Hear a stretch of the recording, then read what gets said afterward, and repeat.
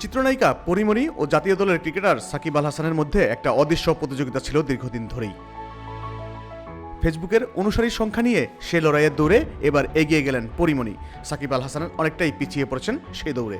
তার ফেসবুক অনুসারীর সংখ্যা এখন 15 মিলিয়নের ঘরে।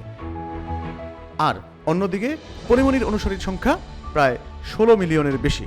তবে বাংলাদেশের ক্রিকেট তারকাদের মধ্যে এখনও শীর্ষে সাকিব আল হাসান।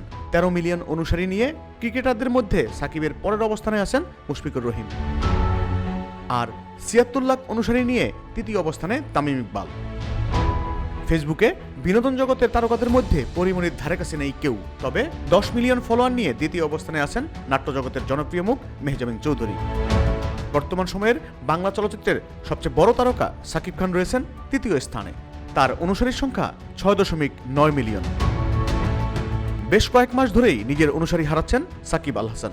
নেটিজেনরা মনে করছেন সাকিবের রাজনীতিতে প্রবেশ, বিভিন্ন সময়ে বিভিন্ন অশোভন আচরণ আর ড্যাম কেয়ার মনোভাবেই সাকিবের এই অনুসারী কমার প্রধান কারণ।